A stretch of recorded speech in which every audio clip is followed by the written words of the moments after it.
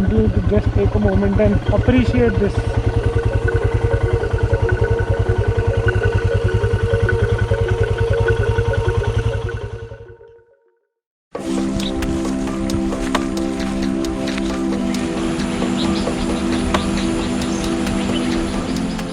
I was in my teen years when I first witnessed the hues of monsoons in the Himalayas. My first taste of popping greens, the grey blue skies, and the misty mountains came in the form of Palampur and its adjoining areas all the way back in 2008 and 9.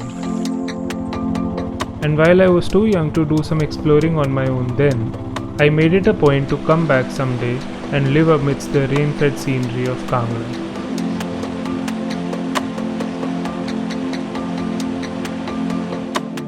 Is it recording? Yeah.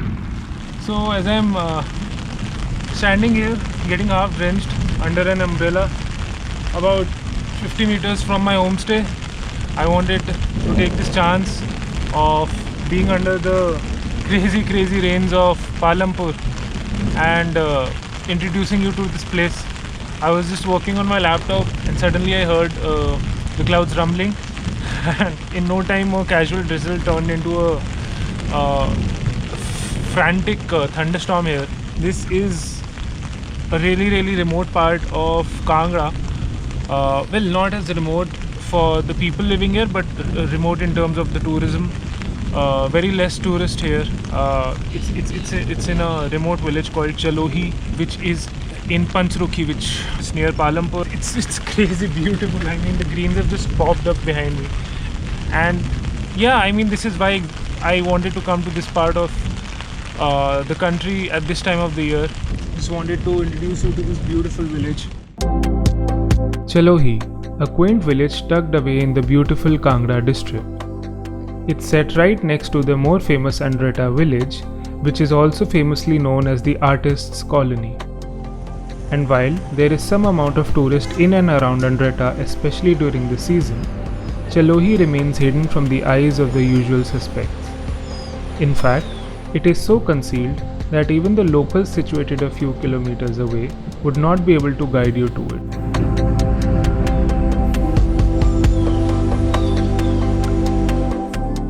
I set my base up at a homestay run by an army man whose parents reside in the very house in Chalohi. The old folks rent out the upper floor of the beautiful little place, one that is often rented out for months in a row.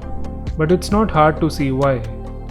This is one of the more luxurious places that I've stayed in, thanks to a well-equipped kitchen, a large big hall where I usually work during the day, and two comfortable spacious rooms that opened up to the sight of Dhauladars on a clear day. In fact, living here, I realized just how precious the luxury of good sleep and good food were while traveling, something that I usually sacrifice when I'm out exploring the more remote places of our country.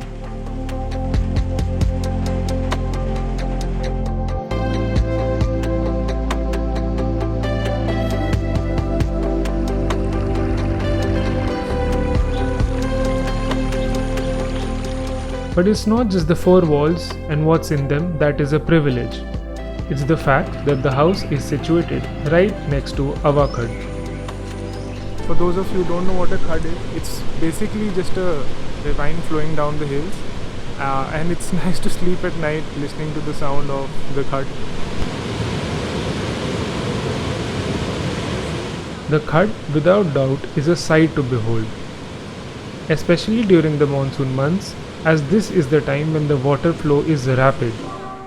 So, on many a days, I would walk up to the khad in the misty evenings, through the rich textures of green and blues, stumbling upon random waterfalls every now and then, crossing old bridges and trails on my way, only to find a nice spot right across the khad, and watch time dance in front of my eyes as the evening slowly faded away.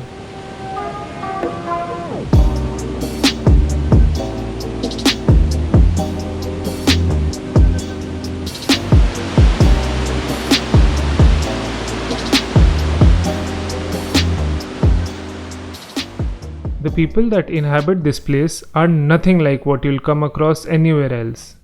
They let you in their homes with all the warmth that they have, share with you stories of their life and their little village, and give you an intricate insight into their lives. उनकी खेती कितनी बार होती है साल में चाय की? साल में 3 बार। 3 बार। अभी होगी सर्दी से पहले? एक बार होगी ना अप्रैल में। 1 अप्रैल में। हाँ जी, एक बार अप्रैल में हो जाएगी, एक बार आजकल हो जाएगी। अच्छा, बारिशों में होती है? हाँ जी, और एक बार अक्टूबर में मतलब एक पक्की आंदे ना, इसमें वो आता ना हरा पत्ता, वो चाहिए। जैसे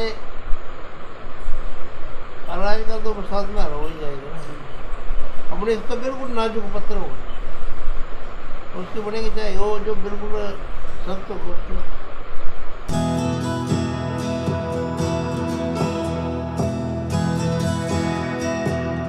When I stumbled upon this village, I only thought of it as a base where I could set up at while I did most of my exploring out and around its adjoining areas. But this changed soon as I realized what an undiscovered jewel I had unearthed. What a crazy place, the crazy trail that I found.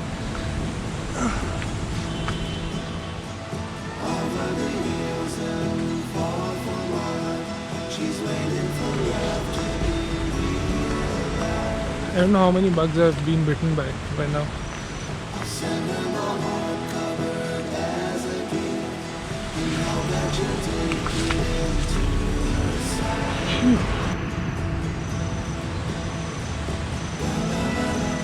Crazy path that I came with.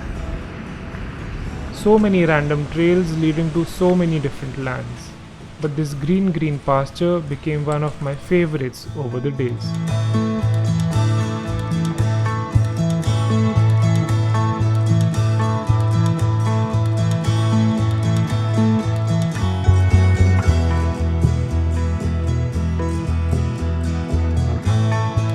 It's crazy how watching the cows became a therapy of sorts for me. If gazing at cows ever became monotonous for you, one could simply walk a little further, find your way through acres of vast green wonderland, walk a battered trail and find a nice nook, and gaze at new horizons. Finding happiness is just that simple in Chalohi.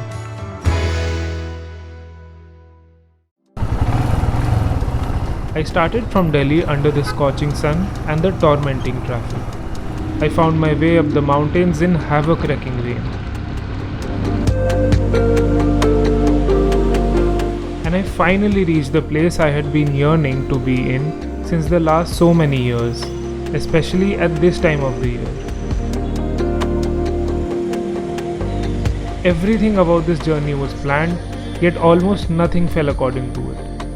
But here I was, sitting in a village with hardly any people, with the mighty Dhauladhars rising on the horizon, excited and exhilarated for the crazy monsoon adventure that lay before me.